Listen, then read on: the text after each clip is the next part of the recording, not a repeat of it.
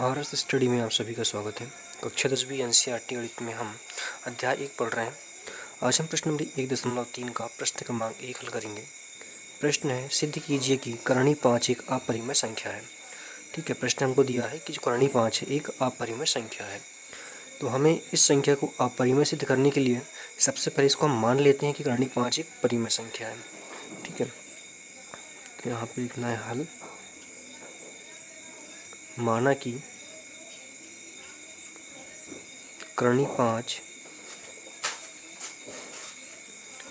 5 एक परिमेय संख्या है।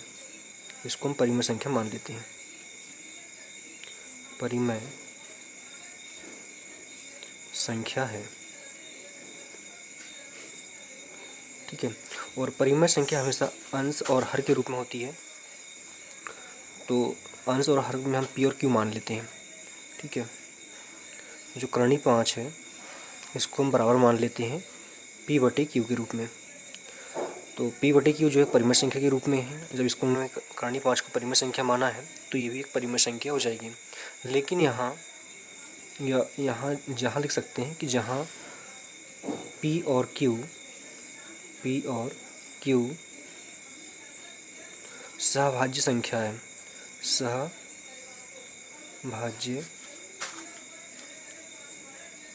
संख्या है। अब सहभाज्य संख्या क्या होती है? जो स्वयं से या सिर्फ एक से विभाजित होती है। ठीक है, जैसे कि हमने पी और क्यू को सहभाज्य माना है तो यहाँ पे सिर्फ पी और क्यू ही स्वयं से डिवाइड होंगे। ठीक है, यहाँ पी जो है या तो सिर्फ एक से डिवाइड होगा या तो सिर्फ पी से डिवाइड होगा। उसी प्रकार यहाँ पे क्यू जो है वो एक से विभाजित होगा या फिर क्यू से विभाजित होगा। जैसे कि हम मान लेते हैं 1/2 को मान लेते हैं। तो 1/2 एक सहभाज्य संख्या कहलाएगी क्योंकि इसको और अधिक किसी भी संख्या से डिवाइड या विभाजित नहीं किया जा सकता है। ठीक है, अगर यहाँ पे 4/12 है अगर, तो यहाँ पे हो सकता है 4 कम 4 और 4 तिया के 12। तो 1/3 जो प्राप्त होता है हमें ये सहभाज्य के रूप में प्राप्त होता है। तो वैसे ही यहाँ पे हमने पी और क्यू को सहभाज्य के रूप में माना है।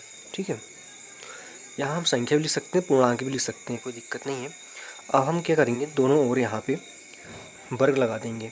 ठीक है, तो लिखेंगे यहाँ पे कि दोनों ओर या दोनों पक्षों में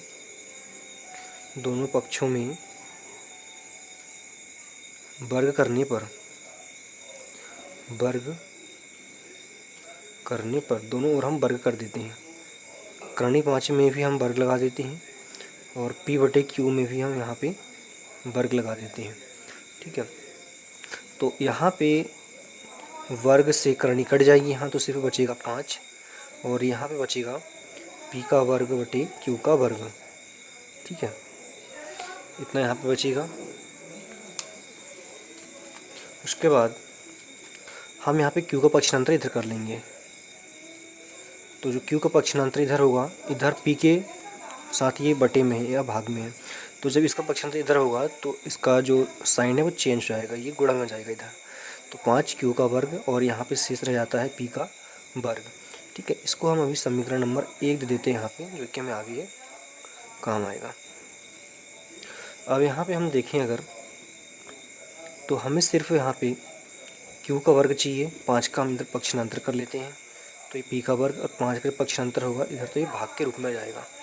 ठीक है, तो हमें यहाँ क्या प्राप्त होता है, क्यू बराबर पी का वर्ग बटे 5। तो इससे क्या सिद्ध होता है कि जो पी का वर्ग है, पी का वर्ग 5 से विभाजित हो जाता है। पी का वर्ग किससे विभाजित होता है, 5 से, क्योंकि इसके बटे में आया है। तो पी का वर्ग जो है 5 से विभाजित हो जाएगा या विभाजित है, से विभाजित है। ठीक है, जब यहाँ पे पी का वर्ग 5 से विभाजित है तो स्वाभाविक होगा कि यहाँ पे जो सिंगल पी आएगा वो भी 5 से विभाजित होगा। तो इसलिए पी भी 5 से विभाजित होगा, से विभाजित होगा। तब पी का गुणांक 5 कहलाएगा। तब 5 जो है 5 पी का गुणांक है। ठीक है, पी जो है वो 5 गुणांक है, 5 पी का गुणांक है। कहीं ना कहीं पी में 5 शामिल है और 5 में पी शामिल है। ठीक है, इससे सिद्ध हो जाता है। जब ये सिद्ध हो जाता है तो हम इसे स्थिति नंबर 1 दे लेते हैं। यहाँ पे स्थिति इसको हम 1 कर लेते हैं। ठीक है, अब हम यहाँ पे क्या करेंगे, जैसे कि p जो है 5 का गुणांक है, तो यहाँ पे हम p बराबर 5 कर सकते हैं और m कोई पूर्ण संख्या यहाँ पे ले लेते हैं। ठीक है, अब हम यहाँ समीकरण एक जो निकाले थे हमने, उसमें p का मान रख देंगे। ठीक है, तो लिखेंगे यहाँ पे समीकरण नंबर 1 में p का मान रखने पर तो हमारे पास समीकरण 1 क्या है, 5 क्यू का वर्ग बराबर पी का वर्ग। ठीक है, 5 क्यू का वर्ग बटे 5 क्यू का वर्ग बराबर पी का वर्ग, ये समीकरण 1 है हमारा। और जब हम इसमें पी का मान रखेंगे तो क्या हो जाता है देख लेते हैं। यहाँ पे 5 क्यू का वर्ग बराबर पी के स्थान पर क्या रखना है, 5 एम का होल स्क्वायर। वर्ग को इंग्लिश में स्क्वायर भी कहा जाता है। तो इसको हम अब हल कर लेंगे। तो 5 क्यू का वर्ग हो जाएगा। 5 का वर्ग कितना होता है 25, तो ये 25 हो जाएगा और m का वर्ग यहाँ पे m ही रहेगा। ठीक है,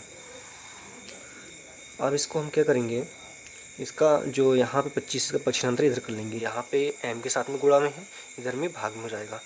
तो 5 क्यू का वर्ग सेम ही रहेगा और ये 25 यहाँ पे जाएगा और इधर बचेगा सिर्फ m का वर्ग।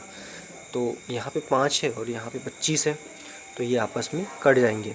ठीक है, विभाजित हो जाएंगे। 5 कम 5 और 5 25। तो यहाँ पे क्या बचेगा, q का वर्ग बटे 5 बराबर m का वर्ग, ये शेष यहाँ पे रह जाता है। ठीक है, तो स्थिति इसको हम दे लेते हैं कितना, सेकंड।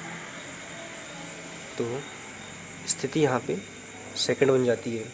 ठीक है, तो यहाँ स्थिति सेकंड में हम लिख भी सकते हैं, जैसे कि स्थिति फर्स्ट में हमने लिखा था कि जो यहाँ पे 5 पी का गुणांक है और जो पी का वर्ग जो 5 से विभाजित है, और उसी प्रकार पी भी 5 से विभाजित हो जाएगा। तो उसी प्रकार यहाँ पे क्या हो जाएगा, क्यू जो है वो 5 से विभाजित हो रहा है। ठीक है, स्थिति यहाँ पे सेकंड नहीं डालेंगे, हम यहाँ पे लिखेंगे यहाँ जो है क्यू का वर्ग जो है 5 से विभाजित है, इसलिए जो q आएगा वो 5 से विभाजित होगा, इसलिए q 5 से विभाजित होगा। ठीक है, तो स्वाभाविक है कि जो q है 5 का गुणांक होगा। ये होती है स्थिति नंबर सेकंड। तो इसमें हमको क्या समझ में आता है, समझ में ही आता है हमको जो q है वो 5 से विभाजित हो रहा है और ऊपर जो स्थिति नंबर 1 है उसमें p भी विभाजित 5 से हो रहा है। ठीक है, p किससे विभाजित हो रहा है 5 से, और q भी किससे विभाजित हो रहा है 5 से हो रहा है। और हमने अभी सहभाज्य पूर्णांक क्या पढ़ा था कि वह संख्या सहभाज्य होती है जो हमेशा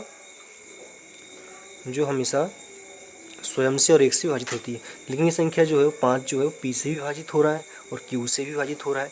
इसका मतलब क्या हुआ, इसका मतलब ये हुआ कि जो संख्या है हमारी करणी 5 ये एक क्या है,